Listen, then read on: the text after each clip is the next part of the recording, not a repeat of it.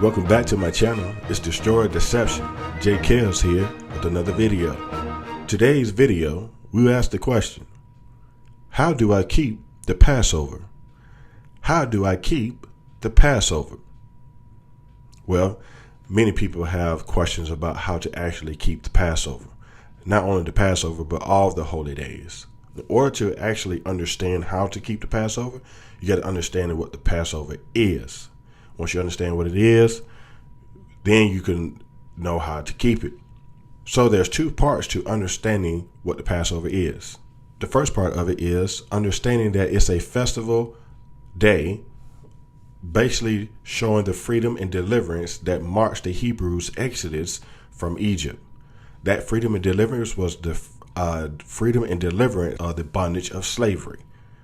The second part of it is also a festival of the freedom for all believers who believe in that Yeshua is the promised Messiah, that through his sacrifice, he delivered us from death, and therefore signifying that he is propitiation for the sins of the whole entire world.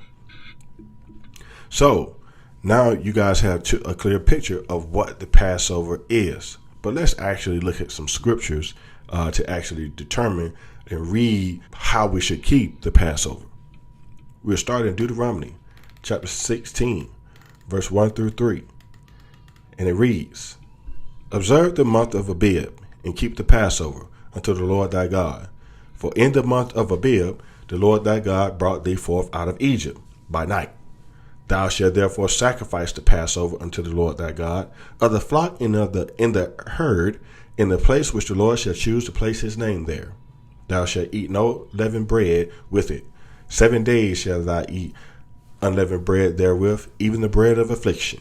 For thou camest forth out of the land of Egypt in haste, that thou mayest remember the day when thou camest forth out of the land of Egypt all the days of thy life."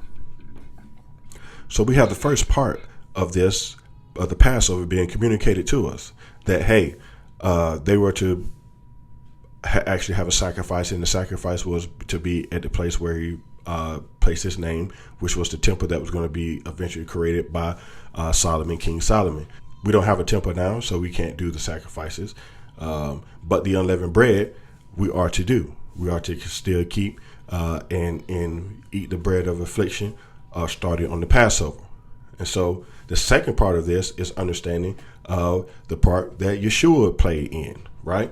Without further ado, we find that in 1 Corinthians chapter 11, verse 21 through 26. And it reads, "And when he had given thanks, he brake it and said, Take, eat, this is my body, which is broken for you. This do in remembrance of me.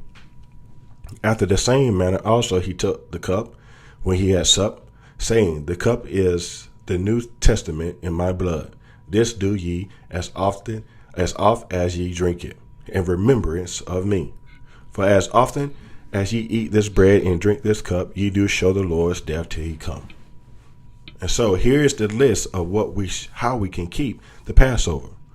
The Passover requirements are no servile work, but you can cook. No leaven in your house or in your dwellings. Eat unleavened bread that day. Offerings, animal offerings, is not applicable because we don't have a temple. And bonus is, in regards to Yeshua being that our proper Passover sacrifice, share unleavened bread and wine or grape juice in remembrance of Yeshua, to show that he did die and rise again for us to be our proper heavenly sacrifice. That is the requirements of the Passover. Like the video, share the video with whomever is in need, turn your notification bells on, leave a comment below, subscribe right now. It's Destroy Deception. J. Kells here, and I'm out.